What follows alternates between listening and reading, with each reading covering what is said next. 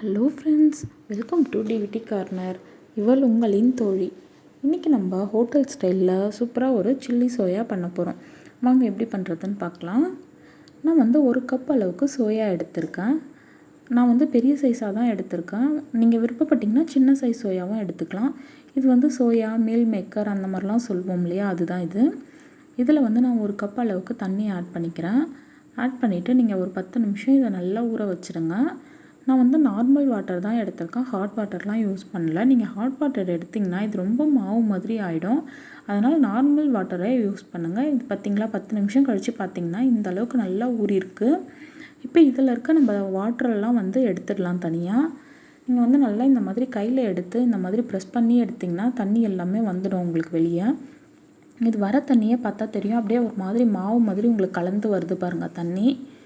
இந்த மாதிரி எல்லா தண்ணியுமே நீங்கள் புழிஞ்சு எடுத்துடுங்க. எடுத்துகிட்டு சோயாவை மட்டும் எடுத்துக்கலாம் நம்ம. இப்போ நான் எல்லாத்தையுமே இது பண்ணி சோயா மட்டும் எடுத்துட்டேன். இதை நீங்கள் குட்டி குட்டியாக கட் பண்ணிக்கோங்க. நான் ஒன்றை இந்த மாதிரி 2ஆக கட் பண்ணிக்கிறேன்.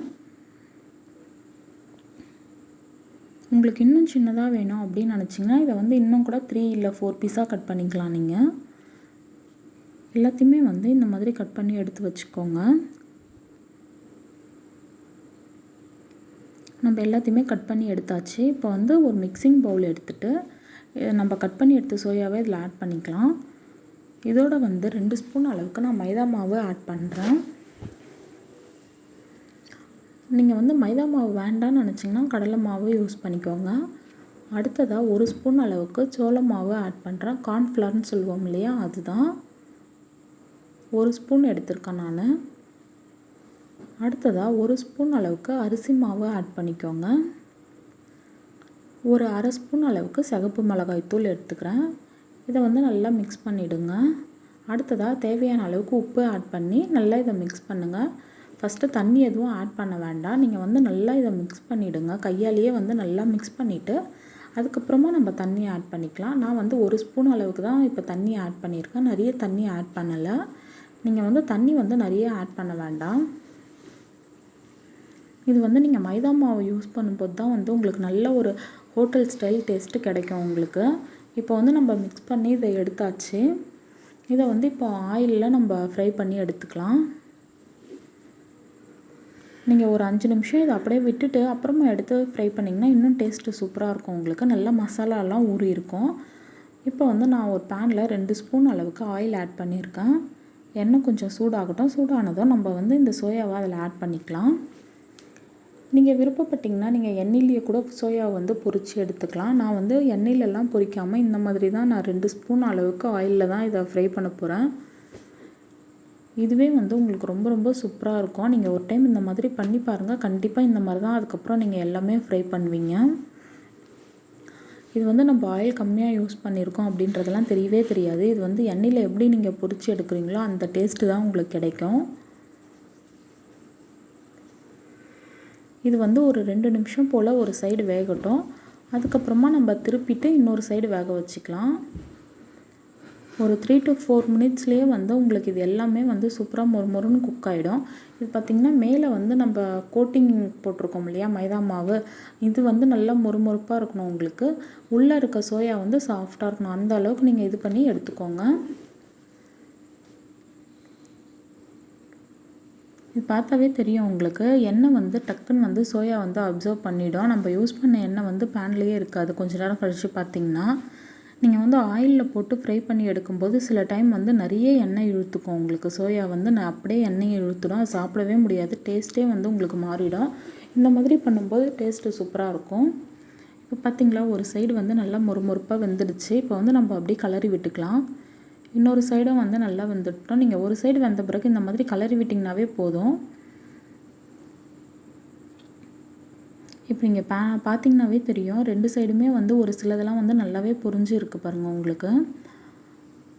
நீங்கள் இந்த பேன் பார்த்தாவே தெரியும் ஆயிலே இல்லை பாருங்கள். நம்ம போடும்போது 2 ஸ்பூன் அளவுக்கு நம்ம ஆயில் ஊற்றிருந்தோம் இல்லைங்களா, அது இப்போ பார்த்திங்கன்னா தெரியும் சுத்தமாக எண்ணெயே இருக்காது. நல்லா இது சோயா அப்சர்வ் பண்ணிகிட்ருக்கோம்.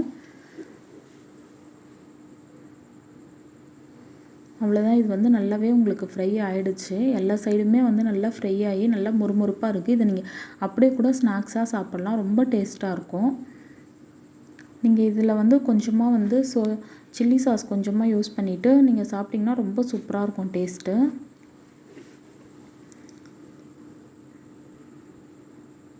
அவ்வளோதான். இப்போ வந்து இது ரெடி ஆகிடுச்சு. நம்ம வந்து இதை வேறு ஒரு பவுலில் மாற்றிக்கலாம்.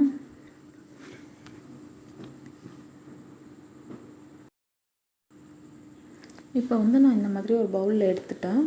இது ரொம்ப சூப்பராக பொரிஞ்சு வந்துருச்சு நமக்கு. இப்போ வந்து நம்ம ஒரு பேனில் நான் 1 ஸ்பூன் அளவுக்கு ஆயில் ஆட் பண்ணிக்கிறேன். நம்ம சில்லி மசாலா ரெடி பண்ணிடலாம். அதுக்காக நான் 1 ஸ்பூன் அளவுக்கு ஆயில் ஆட் பண்ணிவிட்டு அதில் பொடியாக நறுக்கினா பூண்டு ஆட் பண்ணியிருக்கேன். அடுத்ததாக பச்சை மிளகா பொடியாக நறுக்கினதை ஆட் பண்ணியிருக்கேன். இதை வந்து வதக்கிக்கோங்க. நீங்கள் வந்து பூண்டு வந்து இந்த மாதிரி பொடியாக நறுக்கிட்டு ஆட் பண்ணுங்கள். நீங்கள் பூண்டு வந்து பேஸ்ட்டாக அரைக்கிறத விட இந்த மாதிரி ஆட் பண்ணும்போது டேஸ்ட்டு ரொம்ப நல்லாயிருக்கும். இது வந்து எண்ணெயிலேயே 1 நிமிஷம் போல் பொரியட்டும். பொரிஞ்சதான் நம்ம வந்து வெங்காயம் ஆட் பண்ணிக்கலாம். இந்த மாதிரி வெங்காயம் கட் பண்ணிக்கோங்க. நான் வந்து ஒரு பெரிய சைஸ் வெங்காயம் எடுத்திருக்கேன். இது வந்து வெங்காயம் நல்லா வதக்கிக்கோங்க. எண்ணெயிலேயே வந்து நல்லா வதக்கும்போது டேஸ்ட் ரொம்ப நல்லாயிருக்கும் நமக்கு. ஹை ஃப்ளேமில் வச்சு வதக்கிக்கோங்க. நீங்கள் எந்த ஒரு சைனீஸ் ஐட்டம் பண்ணாலுமே நீங்கள் வந்து ஹை ஃப்ளேமில் வச்சுட்டு பண்ணுங்கள். அப்போ தான் வந்து உங்களுக்கு நல்லா அந்த ஒரு ஃப்ளேவர் கிடைக்கும். இது வந்து ஒரு 1 நிமிஷம் போல் வதக்கிக்கோங்க. வதங்கினதும் நம்ம வந்து இதில் குடமிளகா ஆட் பண்ணிக்கலாம். நம்ம இது வதக்கியாச்சு. இப்போ வந்து இதில் நான் குடமிளகா ஆட் பண்ண போகிறேன். நான் வந்து ஒரு சின்ன சைஸ் குடமிளகா எடுத்திருக்கேன். அடுத்ததாக ஒரு தக்காளி ஆட் பண்ணிக்கோங்க. இதில் தக்காளியுமே இந்த மாதிரி பொடியாக நறுக்கி எடுத்துக்கோங்க. தேவையான அளவுக்கு உப்பு ஆட் பண்ணிக்கோங்க. நான் வந்து 1 ஸ்பூன் அளவுக்கு ரெட் சில்லி யூஸ் பண்ணியிருக்கேன். இது வரைக்கும் நல்லா வதக்கிக்கோங்க. நீங்கள் வந்து விருப்பப்பட்டிங்கன்னா இதில் வந்து சில்லி சாஸும் ஆட் பண்ணிக்கலாம். இப்போ இதில் வந்து நம்ம பொரிச்சு எடுத்த சோயா ஆட் பண்ணிவிட்டு ஒரு 1/4 ஸ்பூன் அளவுக்கு சோயா சாஸ் ஆட் பண்ணுறேன். நீங்கள் சோயா சாஸ் ஆட் பண்ணும்போது இது வந்து ஒரு நல்ல டேஸ்ட் இருக்கும் உங்களுக்கு. அதுக்காக தான் நம்ம ஆட் பண்ணுறோம். நீங்கள் வந்து இன்னும் நல்லா உங்களுக்கு ஸ்பைஸியாக வேணும் அப்படின்னு நினச்சிங்கன்னா இந்த ஸ்டேஜில் கொஞ்சமாக வந்து நீங்கள் சில்லி சாஸ் ஆட் பண்ணிக்கலாம். ஒரு 1/2 ஸ்பூன் அளவுக்கு நீங்கள் ஆட் பண்ணிக்கோங்க. எனக்கு வந்து இந்த மிளகாய்த்தூளோட காரமே போதும். அதனால் நான் வந்து ஆட் பண்ணலை. இது வந்து நல்லா 1 நிமிஷம் போல் நல்லா ஹை ஃப்ளேமில் வச்சே கலரிக்கோங்க. அடுத்ததாக நம்ம வந்து 1 ஸ்பூன் அளவுக்கு சோள மாவு எடுத்திருக்கேன் நான். எடுத்து அதை வந்து நல்லா தண்ணியில் மிக்ஸ் பண்ணி எடுத்துக்கோங்க.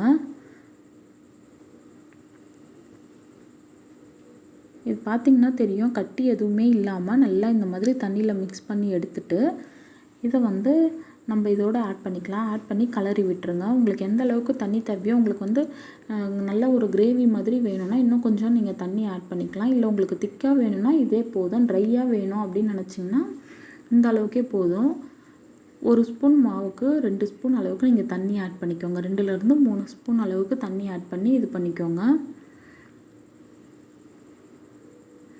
இது வந்து ஒரு 1 நிமிஷம் போல் கலரி எடுத்துடுங்க. அவ்வளோதான், நம்மளோட சூப்பரான சில்லி சோயா ரெடி ஆகிடுச்சு. இது பார்த்திங்கன்னா நீங்கள் எல்லாத்துக்குமே வந்து ஒரு ஃப்ரைட் ரைஸு, புலாவ் எல்லாத்துக்குமே சூப்பராக இருக்கும் சைட் டிஷ்ஷாக வச்சு சாப்பிடும்போது. இந்த மாதிரி ஒரு டைம் பண்ணி பாருங்கள். நீங்கள் வந்து நான்வெஜ் சாப்பிடாதவங்களுக்கு, வெஜிடேரியன் சாப்பிட்றோம் அப்படின்றவங்களுக்கு இது வந்து ஒரு நல்ல டிஷ்ஷாக இருக்கும். டேஸ்ட் வைஸும் ரொம்ப ரொம்ப சூப்பராக இருக்கும். அவ்வளோதான், நம்மளோட சூப்பரான சில்லி சோயா ரெடி ஆகிடுச்சு. கண்டிப்பாக நீங்கள் வீட்டில் ஒரு டைம் பண்ணி பாருங்கள். நான் வந்து இப்போ கொஞ்சமாக கொத்தமல்லி ஆட் பண்ணி இதை இறக்கிடுறேன். உங்களுக்கு இந்த வீடியோ பிடிச்சிருந்தா நம்ம சேனலை லைக் பண்ணுங்கள், ஷேர் பண்ணுங்கள், மறக்காமல் சப்ஸ்கிரைப் பண்ணிவிடுங்க. நம்மளோட சூப்பரான சில்லி சோயா ரெடி. நீங்களும் வீட்டில் ஒரு டைம் கண்டிப்பாக இந்த மாதிரி ட்ரை பண்ணி பாருங்கள். நெக்ஸ்ட் வீடியோவில் மீட் பண்ணலாம். தேங்க்ஸ் ஃபார் வாட்சிங். பாய்.